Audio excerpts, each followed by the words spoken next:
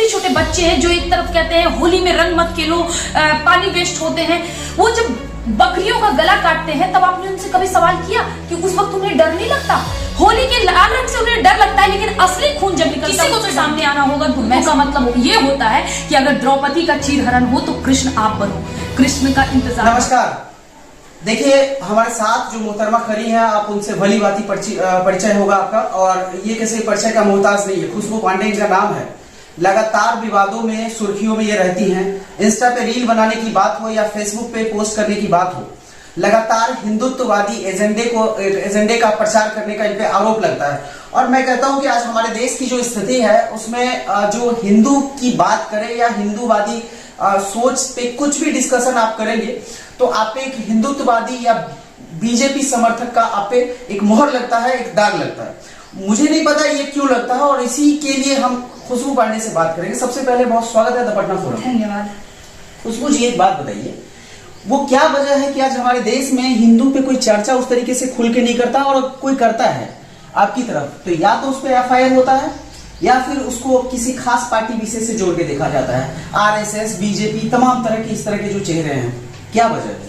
ये हमारे देश की सबसे बड़ी विडंबना है कि हम अपने आप को सनातनी कहते हुए सबसे ज्यादा शर्मिंदगी महसूस करते हैं। मुझे आज भी याद है सुषमा स्वराज जी का वो भाषण जो भरी संसद में उन्होंने कहा था कि हाँ, मैं सेकुलर नहीं हूं, मैं सांप्रदायिक हूं। मैं सांप्रदायिक इसीलिए हूं क्योंकि मुझे हिंदू होने पे गर्व है। जिस दिन मुझे हिंदू होने पे शर्म आने लगेगी उस दिन ये भारत का संविधान और भारत के उच्च दर्जे के लोग मुझे सेकुलर की संज्ञा दे देंगे, और मुझे ऐसा सेकुलरिज्म नहीं चाहिए। उनके इस बात का पूर्ण रूप से समर्थन मैं करती हूँ। आपको लग रहा होगा कि मैं सामने आ रही हूँ, मेरे खिलाफ लोग कह रहे हैं। कभी आपने सोचा है ये जो छोटे छोटे बच्चे हैं जो एक तरफ कहते हैं होली में रंग मत खेलो, पानी वेस्ट होते हैं, वो जब बकरियों का गला काटते हैं तब आपने उनसे कभी सवाल किया कि उस वक्त उन्हें डर नहीं लगता? होली के लाल रंग से उन्हें डर लगता है, लेकिन असली खून जब निकलता है उससे डर नहीं लगता। जब हमारे पूरे विश्व में, यूरोप में जब लोग बोलना नहीं जानते थे, हमारे देश के छोटे छोटे बच्चे वेद और पुराण का गाथा गा रहे थे।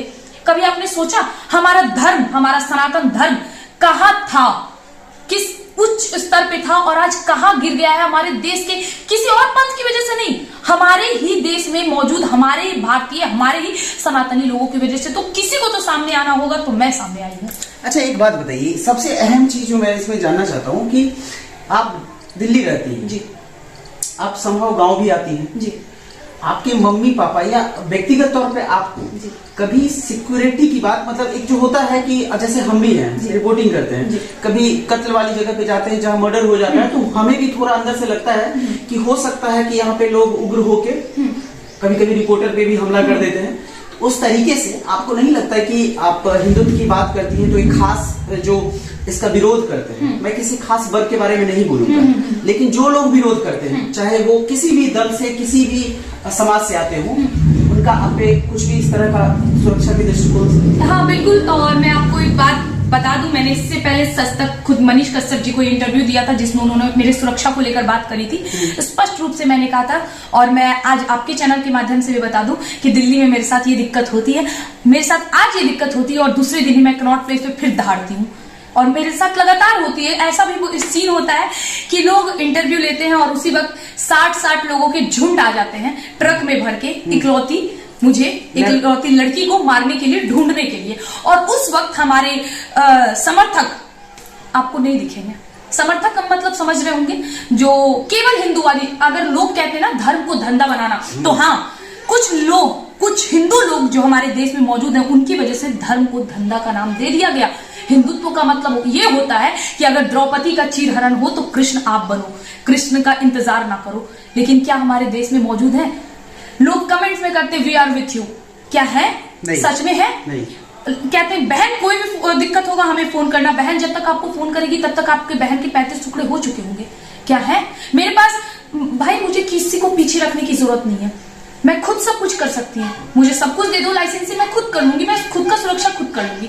लेकिन हाँ, सुरक्षा को लेकर मुझे हर वक्त दिक्कत होती है और दिल्ली में आए दिन मेरे साथ प्रॉब्लम होते रहती है। तो एक चीज बताइए, सुरक्षा के लिए दिक्कत होती है, कभी आप चक्कर काटना पड़ा पुलिस के, या कभी आपने सोचा कि कुछ उस तरह का लाइसेंसी हथियार वगैरह रखिए? लाइसेंसी तो हाँ मुझे रखना है और मैं अपने आप को खुद उस लेवल का बना रही हूँ कि मैं खुद लाइसेंसी रख पाऊँ। रही बात पुलिस प्रशासन की, तो पूरे भारत में मुझे एक पुलिस प्रशासन पे भरोसा है जिसको मैं यूपी की पुलिस बोलती हूँ। यूपी पुलिस जी। अच्छा, दिल्ली पुलिस से आपको क्या सपोर्ट मिलता है?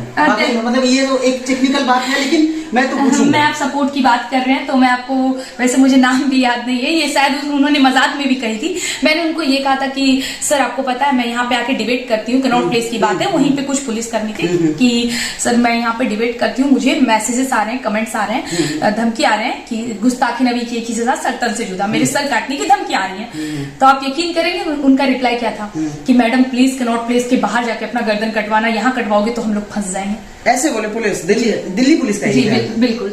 और मैं एकदम साफ रूप से, मुझे नहीं पता उन्होंने मजाक में कहा, ठिठोली करते हुए कहा या क्यों कहा, लेकिन ये मजाक की बात है नहीं, ये सीरियस बात है। अगर कोई लड़की अगर बोल रहा है कि मतलब बोल रही है कि उसे मैसेज में इस तरह के धमकी थ्रेट आ रहे हैं और एक पुलिस वाला आके बोलता है कि भाई बाहर में जाके सर कटा लो, यहाँ पे मत करवाना, मेरी नौकरी चली जाएगी। हाँ, मेरी ड्यूटी पे। जी, मेरी ड्यूटी पे आ जाएगी। तो आप खुद अंदाजा लगाइए कि मैं दिल्ली में मौजूद हूँ, लेकिन मैं वहाँ पे किसी व्यक्ति पे भरोसा नहीं कर सकती हूँ, वहाँ के मैं पुलिस प्रशासन पे भरोसा नहीं। अब आपने बोल दिया कि पुलिस प्रशासन पे ही नहीं कर सकती, किसी पार्टी पर भी नहीं कर सकती हूँ। आप मुझे एक बात बताइए, बड़े से बड़े न्यूज रिपोर्टर आप सब अभी शुरू हुए, लेकिन फिर भी आपने ये सोचा कि भाई कोई एक लड़की है जो बिहार आई हुई है, हम चलते हैं उनके घर पे इंटरव्यू लेते हैं। आपने सोचा मेरी सुरक्षा पे बात करें, क्या ये बात अभी तक कोई पार्टी नहीं सुनी, या मेरे इस आवाज को किसी पार्टी ने अभी तक नहीं सुना? क्या उनको इस बात का नहीं पता कि भाई, या फिर वो इंतजार कर रहे हैं कि किस दिन इसका गर्दन कटे और हम चिल्लाने आए वी वांट जस्टिस। एक मतलब एक बहुत बड़ा मसाला मिलेगा। हाँ, बड़ा मसाला। बस इंतजार कर रहे हैं कि कब मेरा भी लफ्ज जिहाद हो, कब मैं सूटकेस में मिलूं,